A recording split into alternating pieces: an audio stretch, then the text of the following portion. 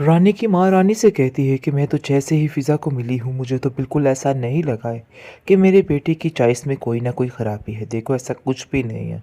वो सिर्फ़ तुम्हारा वहम है। तुम्हारा उसके साथ रिश्ता इस तरह का है कि तुम्हें ये सारी बातें मालूम होती है। वरना फ़िज़ा में कोई किसी किस्म की ख़राबी नहीं है। और तुम भी अपने दिल से ये सारे वहमों को मान निकाल दो, क्योंकि ऐसा कुछ भी नहीं है। मुझे इस चीज़ का यकीन हो चुका है। लेकिन जी आप देखेंगे कि रानी अपनी माँ को झुठला देती है और कहती है कि नहीं, आप जो कुछ कह रही हैं ना वो बिल्कुल गलत है। तो ऐसा बिल्कुल भी नहीं है। आप जो कुछ उसके बारे में सोच रही हैं वो आपकी सोच है, लेकिन आप नहीं जानती कि इस घर में उसके साथ गुज़ारा मेरा कितना मुश्किल है। तो इसलिए आपको भी ये सारी बातें समझनी होंगी और सोचनी होंगी कि आखिर आप क्या कर रही हैं। लेकिन जी आप देखेंगे कि बिल्कुल भी रत्ती भर असर नहीं हो रहा इस चीज़ का किसी को। अब जाकर अंदाज़ा हो चुका है सबको कि क्या करना चाहिए और क्या नहीं करना चाहिए। फ़िज़ा एक ही बात कहती है ज़रून की माँ से, अगर आपके दिल में कोई वहमो-गुमान मेरे बारे में है तो प्लीज़ उसको निकाल दीजिए, क्योंकि आप रानी भाभी की बातों में आके अगर मुझसे उलझेंगी या उनके नज़रिए के मुताबिक सोचेंगी तो आप मेरे साथ गुज़ारा नहीं कर पाएँगी, क्योंकि रानी भाभी बिल्कुल ये नहीं चाहती हैं। आप लोगों को वो जो नज़र आती है ना वैसी बिल्कुल भी नहीं, और इस चीज़ को समझना आप लोगों के लिए अब बहुत ज़्यादा ज़रूरी हो चुका है।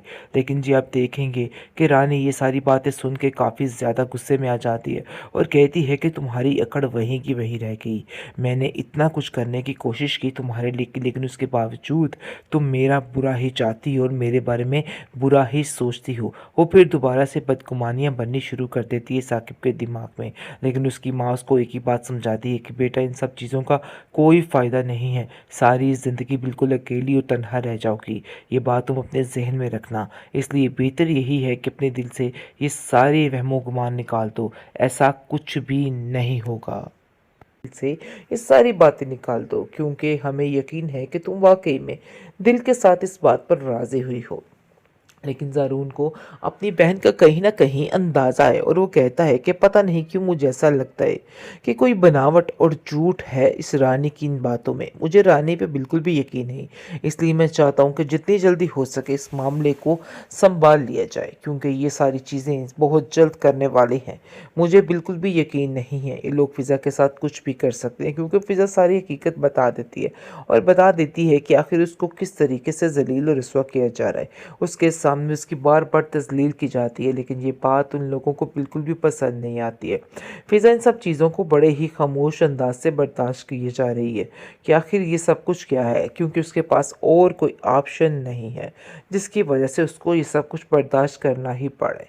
आप देखेंगे कि साफ-साफ रानी फ़िज़ा को कहती है कि अगर तुम ऐसा समझ रही हो कि तुम अपनी ज़िंदगी में सुकून हासिल कर लोगी, तो भई ऐसा कुछ भी नहीं हो सकता और ये तुम्हारी बहुत बड़ी बेवकूफ़ी है।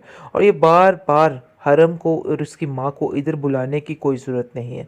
मैं सब जान चुकी हूँ कि तुमने सारी बात आगे बता दी है और सारे घर के मामले तुम आगे शेयर करती हो।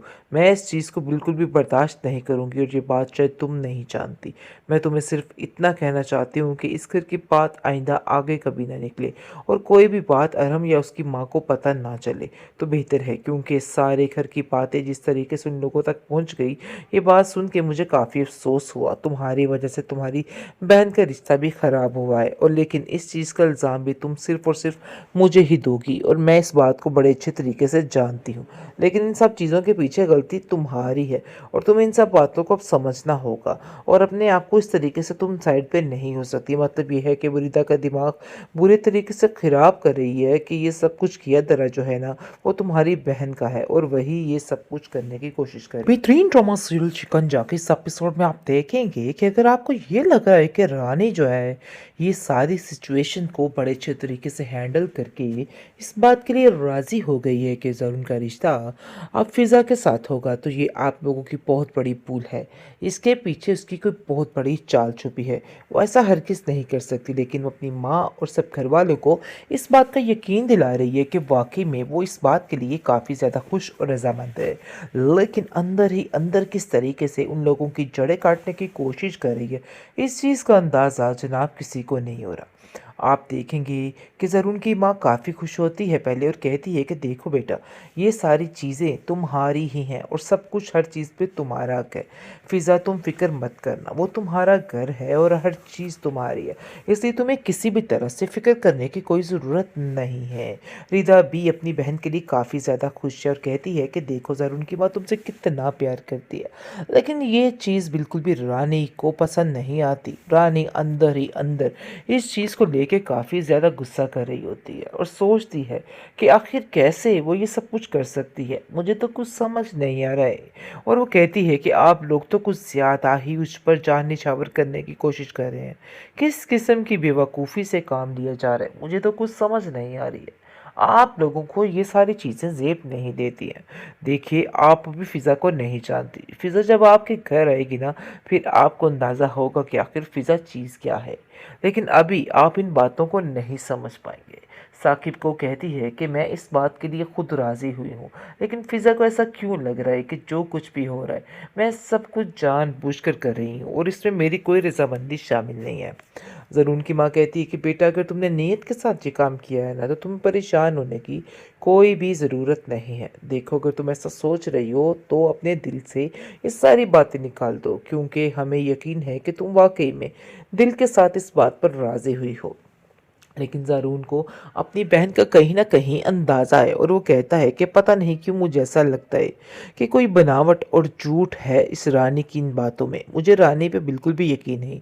इसलिए मैं चाहता हूँ कि जितनी जल्दी हो सके इस मामले को सँभाल लिया जाए, क्योंकि ये सारी चीज़ें बहुत जल्द करने वाले हैं। मुझे बिल्कुल भी यकीन नहीं है ये लोग फ़िज़ा के साथ कुछ भी कर सकते हैं, क्योंकि फ़िज़ा सारी हकीकत बता देती है और बता देती है कि आखिर उसको किस तरीके से ज़लील और रुस्वा किया जा रहा है। उसके सामने उसकी बार-बार तज़लील की जाती है, लेकिन ये बात उन लोगों को बिल्कुल भी पसंद नहीं आती है। फ़िज़ा इन सब चीज़ों को बड़े ही ख़ामोश अंदाज़ से बर्दाश्त किए जा रही है कि आखिर ये सब कुछ क्या है, क्योंकि उसके पास और कोई ऑप्शन नहीं है, जिसकी वजह से उसको ये सब कुछ बर्दाश्त करना ही पड़े। आप देखेंगे कि साफ-साफ रानी फ़िज़ा को कहती है कि अगर तुम ऐसा समझ रही हो कि तुम अपनी ज़िंदगी में सुकून हासिल कर लोगी, तो भई ऐसा कुछ भी नहीं हो सकता और ये तुम्हारी बहुत बड़ी बेवकूफ़ी है। और ये बार-बार हरम को और उसकी माँ को इधर बुलाने की कोई ज़रूरत नहीं है। मैं सब जान चुकी हूँ कि तुमने सारी बात आगे बता दी है और सारे घर के मामले तुम आगे शेयर करती हो। मैं इस चीज़ को बिल्कुल भी बर्दाश्त नहीं करूँगी और ये बात शायद तुम नहीं जानती।